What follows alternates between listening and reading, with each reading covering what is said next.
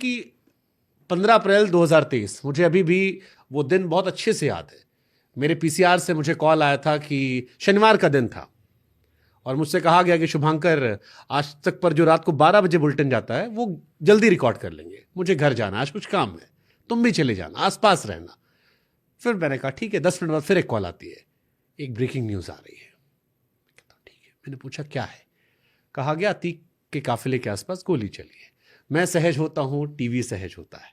मैं टीवी पर बैठता हूं, खबर पढ़ता हूं और फिर पहली बार टीवी पर एक तस्वीर आती जो लोगों ने देखी नहीं थी। मेन बात यह है कि गुड्डू मुस्लिम और फिर गोलियां चलती हैं, अतीक गिरता है, अशरफ गिरते हैं, बच्चों की तरह वो जो मारने वाले सरेंडर कर देते हैं। और वो लाइव विजुअल, क्योंकि टीवी आमतौर पर फेड करके लगाता, उस दिन लाइव विजुअल्स गए थे और वो याद करके मैं अभी भी सिहरता हूं। मुझे लगता है ये कैसे हुआ था। ये किताब आपने लिखी है, इसके सच पर जाएं उससे पहले ये सवाल पूछूंगा मैं, क्यों लिखी आपने किताब। आप ही ने बता दिया कि लाइव था और आपसे कहा गया था कि आज जरा रुकना, 12 बजे बुलेटिन रिकॉर्ड करनी है, आसपास रहना। बेहद भरोसे से कहता हूं कि इंस्ट्रक्शंस थे बहुत सारे टीवी चैनल्स को कि लाइव रखना।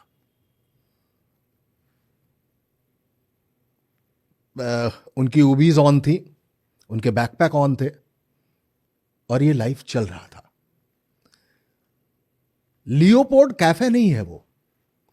जैसे ताज अटैक जब मुंबई में हुआ तो पहले आया कि लियोपोल्ड में 2 लोगों में झगड़ा हो गया और गोलियां चल रही हैं, लेकिन वो मुंबई अटैक के नाम से गया। यहां पर लगभग एक कॉन्स्पिरेसी सी कहीं से थी कि जिसमें यह लग रहा था कि अतीक पर आज अटैक होने वाला है। आपने आरुषि मर्डर केस में सुनवाई के दौरान उसके बाप के चेहरे पे चाकू मारने की कोशिश की गई थी, यह देखा होगा। आपने अरविंद केजरीवाल को कई रैलियों के दौरान तमाम चीजों को स्याही फेंकते देखा होगा।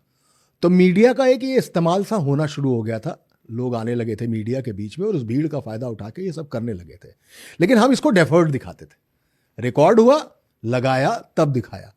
पर यह पहला मर्डर था टेलीविजन हिस्ट्री का, इंडियन टेलीविजन हिस्ट्री का, जिसमें लाइव मर्डर दिखाया गया। लाइव था, वो भी ऑन थी, बैकपैक ऑन थे। मेरे को भी लगा कि 30 साल जर्नलिज्म में गुजारे हैं मैंने ऐसा लाइव मर्डर नहीं देखा आज तक। डेफर्ड देखे हैं, लाइव नहीं देखा। वहां से मेरे दिमाग में ख्याल आया और मैंने एक डॉट कनेक्ट किया कि ऐसे ही अफगानिस्तान में भी एक हत्या हुई थी जिनका नाम था अहमद शाह। उनको लायन ऑफ पंजशीर कहते थे क्योंकि तालिबान पंजशीर पर कब्जा नहीं कर पा रहा था। फिर एक इंग्लिश चैनल ने उनका इंटरव्यू मैनेज किया। एक क्रू था, एक कैमरामैन था, एक रिपोर्टर था और तीनों लोग उनका बैठ के इंटरव्यू कर रहे थे।